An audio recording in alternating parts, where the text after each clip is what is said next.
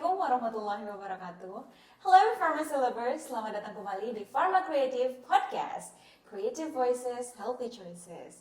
Nah, hari ini senang sekali saya Nur Fatimah masih bisa menemani Pharmacy Lovers kalian di episode kedua dari Pharma Creative Podcast dengan topik yang sangat menarik, yaitu Being a Successful Pharmacist, sukses berkarir, berusaha, berinovasi, dan berkeluarga.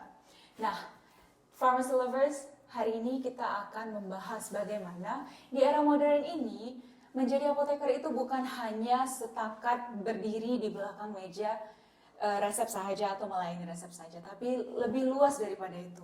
Di sini kita akan mendengarkan atau membahas bagaimana kita dapat menjadi apoteker yang berinovasi, yang kreatif, dan juga berdampak positif bagi sosial atau masyarakat.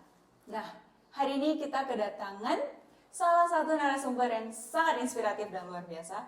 Beliau merupakan seorang apoteker, seorang wanita, seorang pharmapreneur, entrepreneur.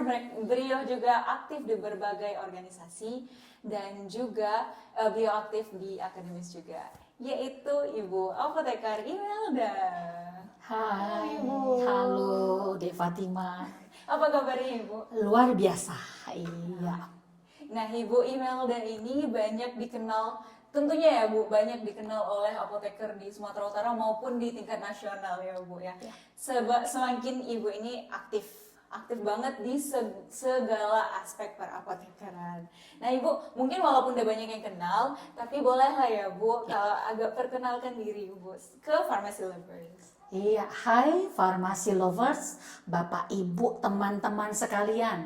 Saya apoteker Imelda Ferendina. Saya seorang farmasi komunitas ya.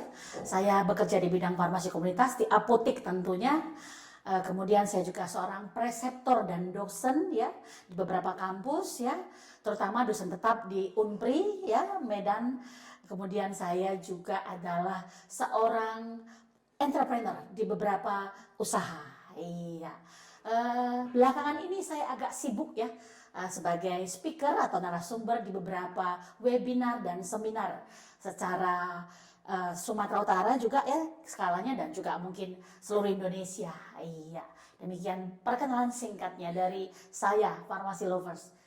Wow, keren sekali tentunya Ibu Apoteker Imelda ini udah dikenal ya Bu ya, sebagai narasumber, sebagai moderator, kemudian kegiatan organisasi, sebagai dosen preseptor, kemudian sebagai apoteker di apotik, dan banyak lagi kegiatan. Dan paling penting Ibu tetap menjadi ibu rumah tangga atau seorang ibu dari anak-anak Ibu. Keren sekali memang Ibu Apoteker Imelda ini.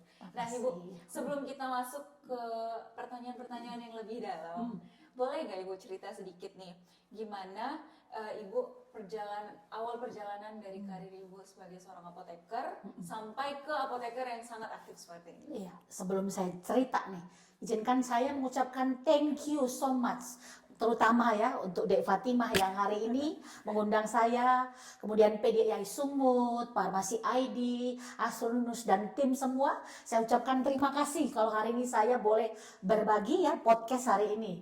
Oke, pengalaman saya. Saya selesai itu apoteker 2000 tahun 99.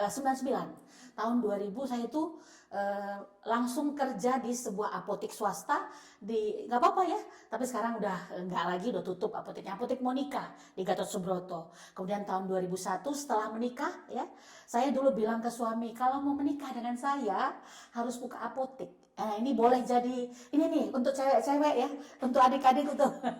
Oke, ya canda ya. Jadi saya bilang, saya pengen punya apotek. Kenapa? Catat ya. Oke. Kenapa? Bapak saya mimpi punya anak perempuan jadi apoteker. Sayalah apoteker Imelda ya. Ibu saya punya mimpi pengen apoteker Imelda tadi punya apotek. Nah, jadi syarat dulu waktu saya mau menikah saya bilang saya harus punya apotek. Siap 86 kata suami saya. Langsunglah 2001 sebulan 2 bulan sudah menikah kita langsung buka apotek Dina Farma dulu di Aksara. Kalau teman-teman mungkin ada yang masih ingat. Kemudian tahun 2005 kita buka apotek kedua Kesia Farma di Air Hakim. Dina Farma dari Aksara pindah ke SM Raja. Ya, kemudian ketika saya memutuskan untuk punya anak ketiga, ya. Ini kan Dina Farma anak pertama nih, Kesia Farma anak kedua. Yang ketiga kan pengen lah ya, seperti tadi kita pengen seimbang ya, ada cowok ada cewek gitu, memutuskan untuk ini di merger, digabung ya. Jadi Dina Farma Kesia Farma digabung ke Kesia Farma Diar Hakim. Nah, Kesia Farma sekarang itulah sampai hari ini. Nah, 2005 itu 2005 sampai 2025 berarti sudah 20 tahun ya. Nah, saya buka tahun ini setelah selesai anak saya sumpah apoteker nih, Kesia sekarang Kesia Farma HM Joni, Kesia Farma Health Center. Iya, jadi ada 2 sekarang sedang pengurusan izin ya, Kesia Farma Air Hakim, satu lagi Kesia Farma Health Center. Itulah perjalanan karir saya. Sembari saya buka apotik, saya juga preseptor, melatih banyak anak SMK, anak D3, S1, PKP apoteker. Barangkali banyak nih yang nontonin nanti anak-anak bimbingan saya. Nih ya, oke, salam sehat dari saya, mantan ya, mantan pembimbingnya ya. Oke, sekarang mereka di mana-mana, udah di seluruh Indonesia. Tahun 2000 sampai 2025, berarti saya sudah 20 tahun membimbing SMK, D3, S1, dan apoteker. Wow. Iya, itulah perjalanan karir. Di samping itu juga saya punya beberapa bisnis atau usaha. Jadi urus apotek iya, urus anak juga iya sebagai ibu ya. Kemudian preseptor, dosen tamu, tahun ini saya dosen tetap juga iya di Unpri ya. Kemudian saya juga aktif di PDI Sumut, saya di Medai ya, saya di Medai, di Hisparma saya di pusat, pengurus pusat Hisparma di Diklat. Oke, jadi memang yang Maha Kuasa memberikan saya kekuatan untuk melalui semua ini. Tapi itu awalnya dari seorang apoteker yang punya apotek, itu awalnya. Itulah perjalanan yang bisa saya bagikan untuk teman-teman sekalian. Oke. Wow, keren sekali ya teman-teman, perjalanan dari Ibu Apoteker Imelda, dari seorang apoteker yang memiliki apotek. Dan dicatat ya teman-teman apoteker, kalau mau nikah syaratnya harus dibuat apotek ya Bu. Iya. Itu salah satu triknya juga ya Bu ya. Karena saya waktu itu sudah lulus di Indofarma waktu itu. Saya hampir berangkat ke Semarang waktu itu. Ada kebetulan pada penerimaan. Terus udahlah nggak usah lah. Terus saya bilang nanti bukain apotek untuk saya ya. Oke, katanya. Begitu oke, ya udah saya mau diajak nikah gitu. Kalau enggak juga tadi nggak ada tuh Dina Farma dan Kesia Farma gitu. Wow, keren sekali ya Ibu ya. Nah, selain Ibu memiliki apotik, Ibu udah juga aktif di bidang akademis, kemudian Ibu juga aktif di berbagai kegiatan juga. Nah, Bu, dan juga sekarang Ya. anak Ibu juga udah seorang apoteker Ya, Bu, Kesia, ya, Nah, Kesia.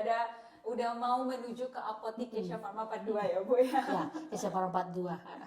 Nah, Ibu, kita mau bahas 2 hal juga di sini nih Bu, yaitu mengenai berkarir dan berusaha. Ya. Nah, mungkin kita tahu ya Bu, Gen Z atau apoteker muda sekarang ini banyak tuh Bu takut kalau misalnya udah lulus apoteker, bimbang nih mau milih jadi berkarir, berprofesi sebagai apoteker atau membuka usaha Ibu. Nah, bagaimana sih menurut Ibu, apakah keduanya itu bisa berjalan beriringan atau harus satu-satu dijalankan? Iya, jadi ini untuk yang fresh graduate ya, yang baru lulus ini ya, seperti anak saya ya, saya kasih pilihan waktu itu. Nih kamu gimana nih, mau lanjut ya bekerja di berbagai tempat, misalnya rumah sakit ya, kemudian industri, kemudian mungkin mau jadi dosen atau meneruskan seperti mamanya ya, apotik. Terus dia bilang saya mau apotik. Oke, apotik. Nah, karena dia termasuk pewaris bukan perintis ya, jadi bagi adik-adik yang perintis ya tentu harus lebih kerja keras daripada pewaris ya. Oke, kalau pewaris dia mungkin bisa buka usaha langsung.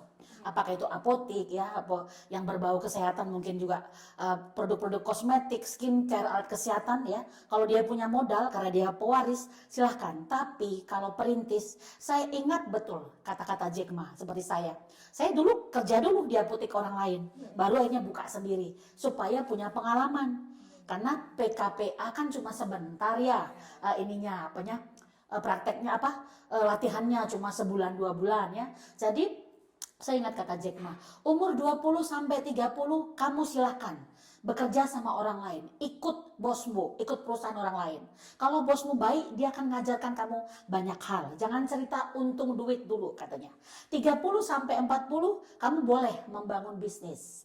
40 sampai 50 fokus pada satu bisnis. 50 silahkan mulai pakai anak muda, ya termasuk Gen Z, Gen milenial untuk mengembangkan usahamu. Saya ingat betul itu kata-kata Jack Ma. Sekarang ya, baru saya, oh ya, karena saya dulu perintis makanya jatuh bangun seperti lagu dangdut tuh ya, jatuh bangun ya. Jadi, karena nggak ada yang ngajarin gitu ya jatuh bangun gitu, nggak ada yang ngajarin ya. Jadi akhirnya saya belajar ke banyak guru pada saat saya mulai merintis dulu bersama suami tercinta. Saya belajar dari Tung Desem Waringin, Andri Wongso, Ipo Santoso, saya ingat nama-nama guru saya nih ya. Kemudian kayak Jamil Ajaini. Nah, kemudian saya banyak Helmi Yahya itu guru saya ya. Jadi banyak guru saya yang membesarkan mengisi ya, yang saya cukup teladani ya hidupnya ya. Jadi saya banyak belajar dari mereka. Kelas-kelas mereka saya ikuti semua gitu. Jadi itu yang membentuk saya sampai hari ini bersama suami tentunya. Jadi karena saya tidak punya guru, saya cari guru yang bisa saya jadikan role model. Nah begitu banyak gitu ya. Nah kan kebetulan kayak ada Helmi Yahya itu kan, kebetulan Mas Helmi itu selain dia pengusaha, dia juga ahli public speaking. Jadi saya banyak belajar public speaking dari beliau. Sama seperti Jamila Zaini ya, beliau saya belajar Stephen dari beliau dan juga public speaking gitu. Dari Andri Wongso semangatnya, dari Tung Desem Waringin marketingnya gitu. Jadi ke beberapa guru-guru yang membesarkan saya ini, yang saya ikut kelas-kelasnya ini, saya banyak belajar gitu. Jadi kalau masih perintis ya perintis saya istilahnya, mari masuk ke perusahaan orang lain, misalnya ke rumah sakit kalau memang passionnya rumah sakit, masuk ke apotek-apotek BUMN atau yang franchise atau apotek mandiri ya, masuk ke kampus-kampus sebagai dosen kalau memang mau jadi dosen. Mari kita ambil pengalaman sebanyak-banyaknya. Kalau uang itu pasti mengikut, nggak usah takut ya, don't worry, uang itu pasti ngikut ya, cuan itu pasti ngikut. Ambil pengalaman sebanyak-banyaknya. Nah itu saya, nanti udah 30-40 baru nih. Kayaknya nih saya nih gak bakat jadi di rumah sakit. Kayaknya lebih cocok saya nih marketing. Oke, saya mau buka apotek misalnya nih ya. Saya udah berapa tahun di rumah sakit terus pengen buka apotek, silakan gitu. Nah udah kerja di beberapa apotek BUMN bahkan franchise, kayaknya gak bakat nih saya dagang. Saya kayaknya lebih cocok jadi dosen, silakan. 30-40 nggak boleh kemana-mana lagi, mulai fokus kemana kita gitu. 40-50 lagi mulai yang kita rasa kita master, menguasai, teruskan di situ. Iya. 50 mari gaji yang mudah-mudah, bagi rezekinya ke yang mudah-mudah, pekerjakan yang mudah-mudah untuk meneruskan usaha atau pekerjaannya gitu. Kalau itu untuk perintis, kalau pewaris ya pasti namanya pewaris ya. Langsung dia mewarisi dan mengembangkan ya. Hati-hati perintis ya, dan hati-hati untuk pewaris ya. Kadang-kadang orang bilang yang merintis itu luar biasa jungkir balik, yang mewarisi kadang-kadang mau. Jadi saya berdoa semoga semua pewaris-pewaris termasuk anak-anak saya ya harus mengembangkan, jangan jadi malah menurunkan. Iya. Wow, keren sekali ya Bu ya pengalamannya. Nah, berarti bisa kita rangkum nih ya Bu. Kalau misalnya kita mau maju, yang paling pertama kita harus perbanyak mencari pengalaman. Iya, pengalaman dulu. Dan mungkin salah satu hal dari yang disampaikan Ibu Imelda tadi, salah satu hal yang paling berbekas atau harus diingat ini, nggak ada yang instan ya Bu. Betul. Ya. Seperti tadi Ibu bilang di umur 30 aja masih kita mencari passion kita. Iya. Jadi kalau misalnya di bawah 30 kita belum sukses, berarti bukan kita udah gagal, tapi kita masih memiliki waktu ya Bu ya. Untuk sukses tuh nggak ada yang instan. Kalau adik-adik lihat tuh di teman-teman juga ya, Bapak Ibu lihat di ini, flexing gitu, saya malah curiga itu. Kita suka sekarang media sosial, Instagram, TikTok ya, duit bertabur-tabur, belanja nih. Saya malah curiga yang seperti itu. Karena saya tahu untuk membangun bisnis itu bukan hal yang gampang. Untuk menekuni suatu pekerjaan sampai menjadi master atau ahli bukan suatu yang gampang gitu. Jadi jangan percaya yang instan. Wow, keren ya. Jadi teman-teman harus tetap diingat ya, kita harus tetap mencari pengalaman kemanapun sampai kita dapat passion kita di mana. Nah, Ibu, dan sering juga ini banyak sih muncul ketakutan daripada fresh graduate apoteker nih. Ini sering bilang tuh, saya belum siap untuk buka usaha, saya takut usaha saya gagal, udah modal gede tiba-tiba jatuh gitu dan sebagainya, Ibu. Apa sih pesan untuk Ibu bagi apoteker-apoteker baru yang memiliki ketakutan seperti itu, Ibu? Ya, kalau dia punya modal, ya tentu dia harus sungguh-sungguh ya memanfaatkan modal yang ada untuk membangun usaha. Apakah itu apotek, skincare, ya mungkin buka PBF ya kita nggak tahu ya. Mungkin dia punya rumah sakit, klinik dan sebagainya.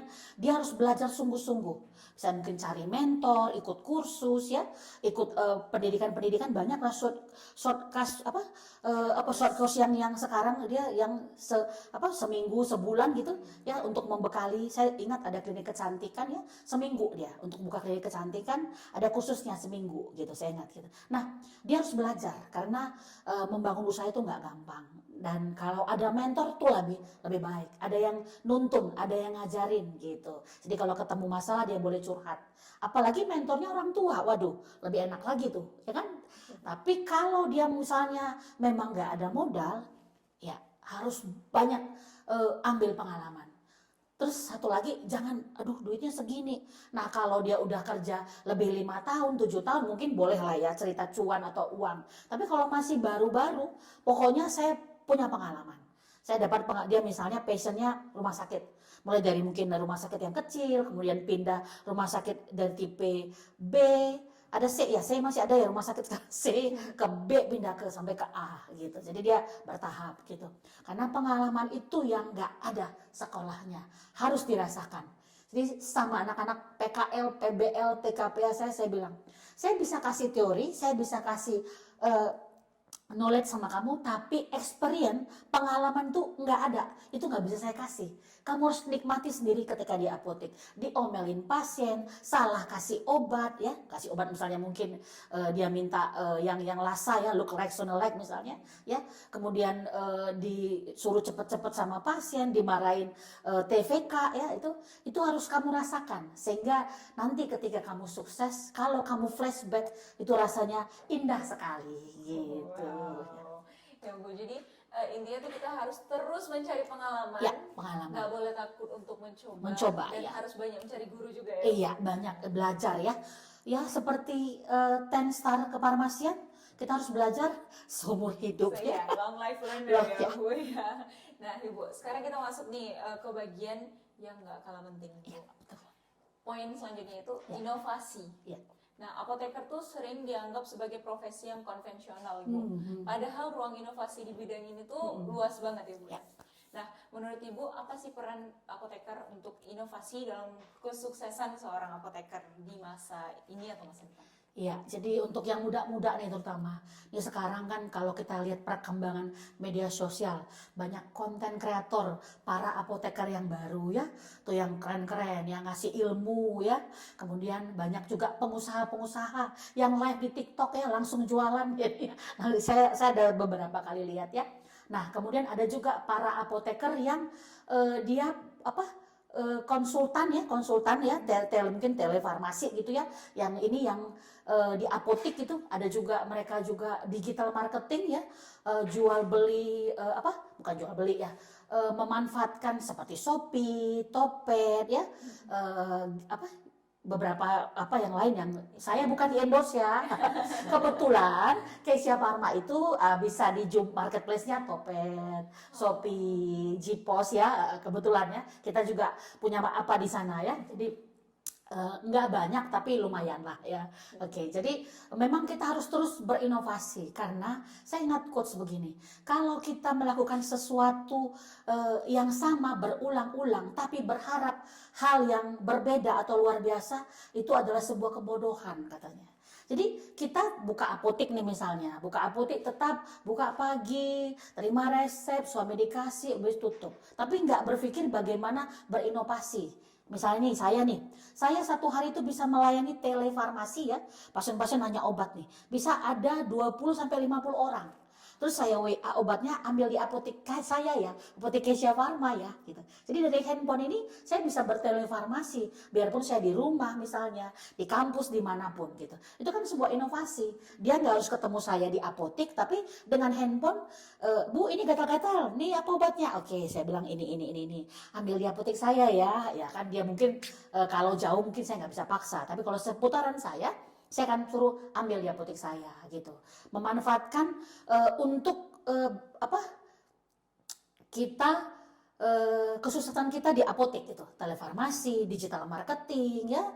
Kadang-kadang kita juga buat konten beberapa tahun yang lalu saya buat reels ya, saya buat beberapa konten tentang service excellence, tentang mompreneur, tentang kenapa tulisan dokter agak sulit dibaca, kemudian apa yang harus dimiliki oleh anak-anak yang tidak punya privilege di bidang farmasi seperti saya ya gitu. Jadi saya ada bagikan reels 2-3 tahun lalu, saya lupa ya, tapi masih bisa dilihat di Instagram saya rekam jejaknya gitu. Jadi itu kita harus terus berinovasi. Biar saya sudah gocap nih ya, umurnya 50 ya. Saya masih pengen juga kayaknya ngonten gini buat podcast atau apa ini ya. Tapi enggak lah, saya kasih sama yang muda-muda lah. Saya jadi tamunya aja. Ya. Wow, jadi dari yang disampaikan Ibu Apoteker Imelda tadi kita bisa rangkum juga ya teman-teman. Kalau inovasi itu bukan hanya untuk kayak satu orang nih inovasinya kita ikutin aja, Kak. Kita harus mencari solusi dari permasalahan kita melalui inovasi-inovasi kita ya Bu ya. Nah Ibu, tadi kita udah bicara tentang karir, udah bicara tentang inovasi seorang apoteker. Nah sekarang kita semua tadi udah tahu ya Bu ya, bahwa Ibu sendiri merupakan seorang ibu rumah tangga juga, memiliki anak dan keluarga juga. Nah ini juga salah satu yang sering terlupakan juga nih Bu. Bagaimana menyeimbangkan karir dan keluarga Ibu. Bagaimana cara Ibu bisa tetap aktif di dunia profesional, tapi juga bisa tetap aktif di keluarga Ibu, aktif tetap menyayangi, memperhatikan anak-anak. Iya, Gitu. oke. Ya ini pertanyaan yang luar biasa ya. Oke, farmasi lover ya, luar biasa. Ketika saya di apotek, saya akan jadi apoteker 100%. Ketika saya di rumah, saya akan jadi ibu 100% dan istri 100%. Ketika saya di komunitas, di organisasi, saya akan 100%, saya akan all out gitu. Di mana profesi, di mana saya dituntut berkarir misalnya, jadi dosen saya mau yang 100%, jadi pengusaha yang 100%, jadi ibu dan istri 100%. Kok bisa gitu Bu? Nggak mungkin, kalau mungkin bagi banyak orang. Artinya apa? Saya mencurahkan segenap hati pikiran saya untuk membesarkan anak-anak saya ya, menjadi istri yang baik untuk suami saya. Tapi tetap juga seimbang gitu. Jangan yang kita takutkan adalah ketika karir dan usahanya maju nih keluarga keteteran. Ketika fokus berkeluarga, ngurus anak suami, lupa kalau ada apoteker di depan namanya gitu, lupa pekerjaan sama usaha. Saya suka sekali menyeimbangkan ini gitu. Jadi memang di rumah saya ibu, istri, saya harus tahu posisinya. Di organisasi sesuai jabatan saya berfungsi sesuai jabatan. Kalau di kampus ya di dosen ya, di apotek sebagai apoteker, sebagai preseptor gitu. Jadi memang nggak gampang, tapi sepanjang kita tulus ya, saya rasa pasti bisa kita seimbangkan semua gitu. Jadi kadang-kadang memang saya sangat manfaatkan teknologi gitu. Kita punya grup anak PKPA, grup pegawai ya, grup keluarga gitu ya. Terus itu saya punya grup anak-anak saya gitu dengan suami. Jadi kan kita harus memanfaatkan teknologi yang ada. Saya pantau selalu CCTV, pegawai saya, anak PKPA saya, anak saya, suami saya. Jadi saya adalah orang yang memanfaatkan teknologi walaupun saya bukan yang ahli teknologi, bukan. Jadi teknologi itu saya manfaatkan. Itu tadi inovasi. Jadi nggak melulu untuk pekerjaan-pekerjaan seperti untuk dosen, untuk ini S3 saya enggak, tapi saya manfaatkan untuk memudahkan keseharian saya. Saya punya note saya list setiap hari. Bangun pagi, ngapain nih, kayak ini kan jam 7 saya harus ke kantor PDI Sumut gitu ya, untuk posting untuk podcast gitu ya. Jadi semua saya list dan saya bikin di note di handphone. Saya pantau dari CCTV, kemudian saya atur semua dari grup WA gitu. Jadi memang nggak gampang, tapi sepanjang saya berusaha ya all out pasti bisa dikerjakan gitu. Nggak gampang tapi bisa ya. Bisa, Bu, ya? pasti bisa ya. Jadi kata kuncinya itu harus bisa menyeimbangkan. Harus Dan dengan cara masing-masing juga Ya, pastinya ya. Bu, tapi ya? tetap saya harus bahagia menjalaninya. Jangan pula jadi stres. Aduh capek banget. Aduh gimana? Enggak. Saya harus enjoy. Kadang-kadang saya kurang sehat juga, banyak masalah. Saya harus tampil webinar, saya harus seminar ya. Jadi memang satu kata kuncinya, saya selalu bersyukur. Yang Maha Kuasa, saya bersyukur untuk apapun. Kalau saya lagi banyak masalah, lagi banyak kesedihan, saya harus switch gitu. Saya harus cepat switch gitu. Kalau lagi happy kita nggak apa-apa ngomong seperti ini. Tapi kalau lagi banyak masalah, webinar, seminar, ya ujian seminar hasil 1, 2, 3, S3. jadi memang saya harus banyak bersyukur. Jadi ketika saya capek, ketika saya lelah gitu, saya ingat betapa Yang Maha Kuasa sangat baik ke saya. Saya sudah diberi banyak hal. Saya harus banyak-banyak bersyukur. Dengan apa? Dengan sungguh-sungguh menjalankan semua peran dengan tulus. Ya, itu dia. Wow, jadi untuk menyeimbangkannya kita juga harus menjaga kebahagiaan Iya, diri sendiri dan juga harus tulus ya. Bu, tulus ya, harus tulus. Nah, jadi untuk teman-teman pharmacy lovers di luar sana yang mungkin masih bingung atau bimbang bisa nggak ya kira-kira menyeimbangkan keluarga dan karir. Nah, itu salah satu tipsnya, harus bisa pertama menyeimbangkannya dengan cara sendiri. Kemudian kalau tadi Bu Imelda caranya di note down apa-apa aja kegiatan Ibu pada satu harian. Terus memanfaatkan teknologi juga untuk menyeimbangkan semuanya. Dan yang paling penting harus bahagia. Jadi kalau misalnya kita bahagia nggak ngerasa terlalu terbeban ya. Iya, enjoy. Kita ngejalannya enjoy, bahagia, bersyukur gitu ya. Dan yang paling utama harus bersyukur ya. Itu dia. Karena kalau misalnya makin kita bersyukur pastinya makin ditambah ya kan. Amin. Iya, ditambahkan berlipat ganda. Iya, benar sekali Ibu. Nah Ibu, tadi kita udah bahas tentang tips-tipsnya ini Bu. Tapi masih banyak juga nih Bu yang insecurity-nya itu ada gini. Kalau karirnya naik, keluarganya harus dikorbankan.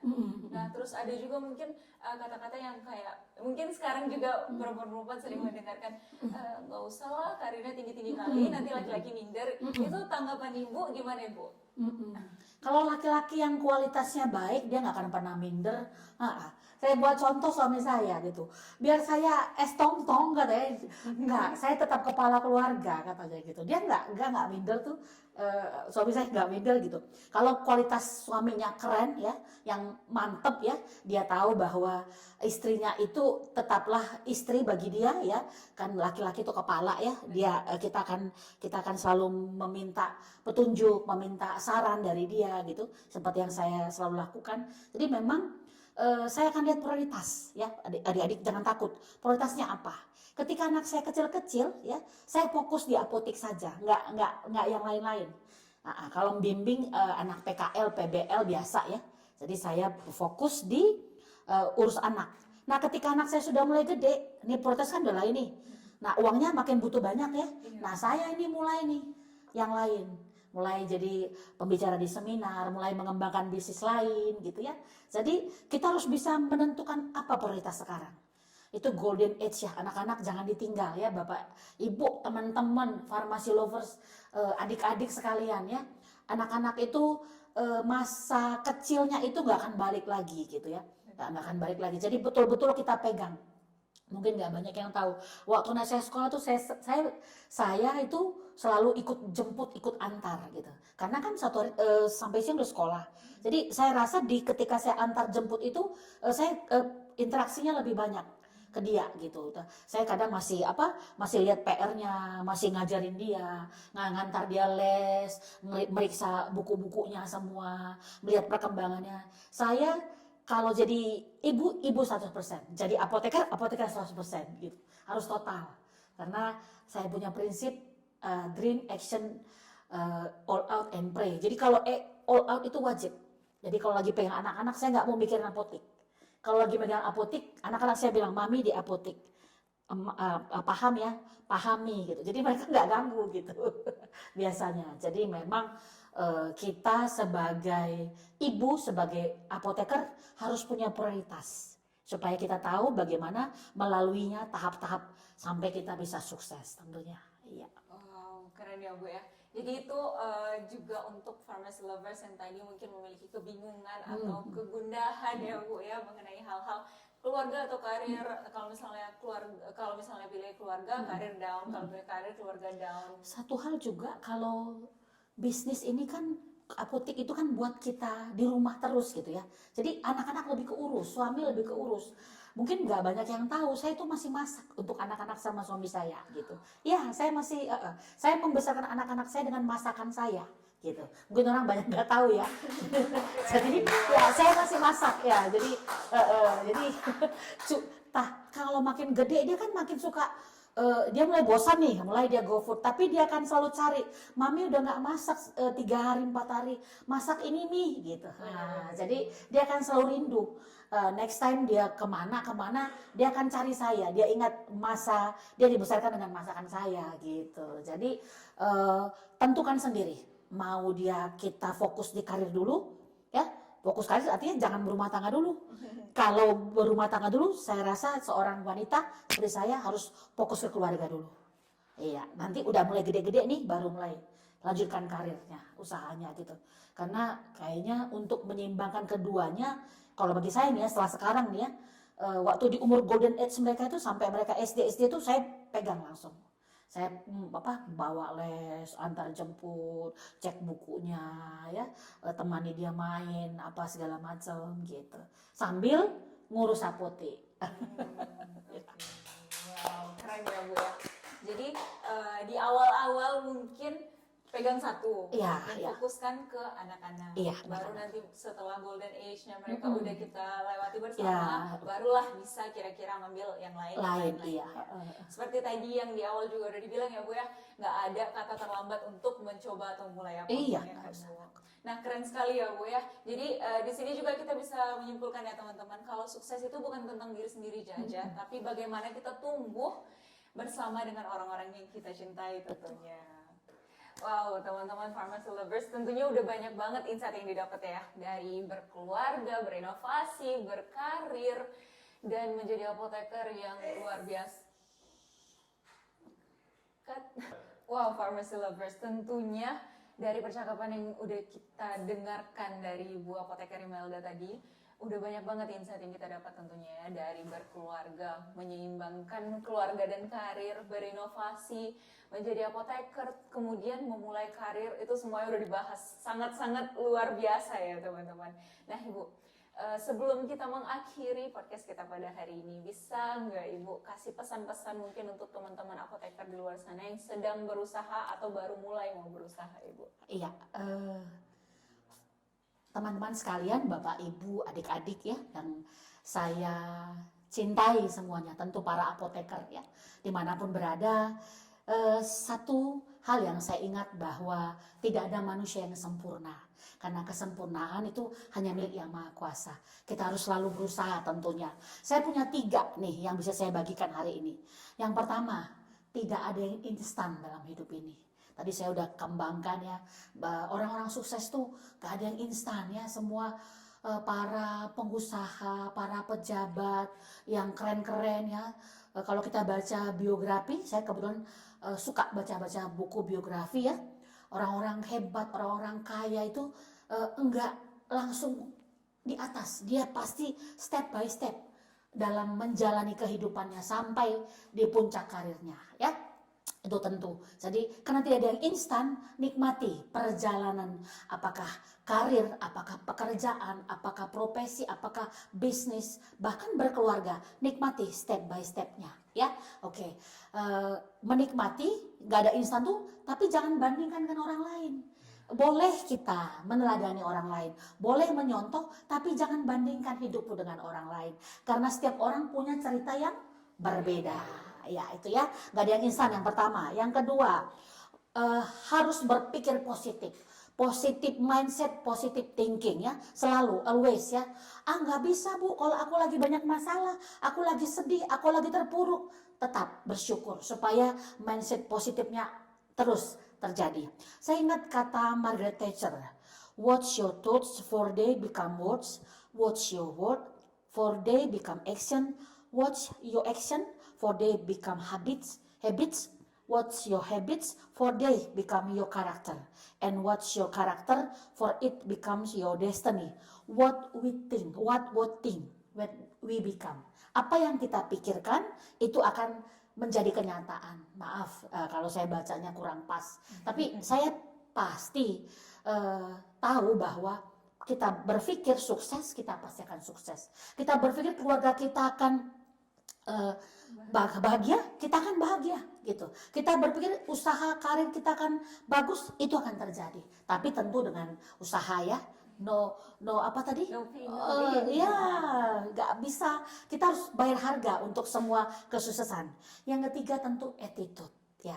Rendah hati, ramah tamah ya, attitude yang baik, jujur dan bisa dipercaya ya. Terutama itu kita nggak akan bisa sukses kalau attitude kita buruk ya. Oke, mungkin tapi Bu banyak sekarang yang tuh di TV nongol-nongol tuh nggak baik tuh gini-gini ya, tapi suatu hari kita nggak tahu ya. Attitude yang baik ya, bisa dipercaya, jujur, humble, ramah ya, itu tentu menjadi modal kita untuk bisa punya koneksi, untuk bergaul, untuk berorganisasi, untuk ketemu banyak orang, dan tentu itu dibutuhkan dalam dunia pekerjaan, dunia bisnis, dunia pergaulan.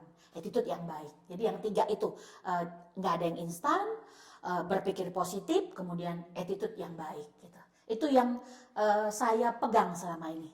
Jadi itu akan menghantarkan kesuksesan, semoga ya boleh di copy, boleh ditiru ya. Jadi itu yang saya percaya sampai sekarang ini gitu. Wow, keren sekali Ibu. Nah, terima kasih Ibu atas insight-nya. Tentunya ini sama-sama. 3 kata-kata motivasi yang harus kita ingat. Kita ingat lagi nih ya Bu ya. Yang paling pertama, kita harus mengingat bahwa tidak ada yang instan kalau kita mau sukses. Nothing is instant. Kemudian positive mindset. Kita harus berpikir positif. Kalau kita mikirnya positif, hasilnya bakal positif ya kan Bu. Kemudian yang ketiga dan paling penting ya Bu ya, sebagai seorang apoteker maupun seorang manusia sosial ya Bu, kita harus good attitude. Jadi kalau misalnya kita punya good attitude, pasti kita attract orang-orang yang baik juga ya Bu ya, dan opportunity akan senang bergaul dengan kita, akan senang share ilmu ke kita, bahkan mungkin ajak join bisnis, ajak join pekerjaan gitu. Ya. Wow. Jadi teman-teman Pharmacy Lovers harus diingat ya 3 tips dari Ibu Apoteker Imelda, biar bisa juga kita insya Allah menjadi orang yang sukses seperti Ibu Apoteker Imelda. Amin.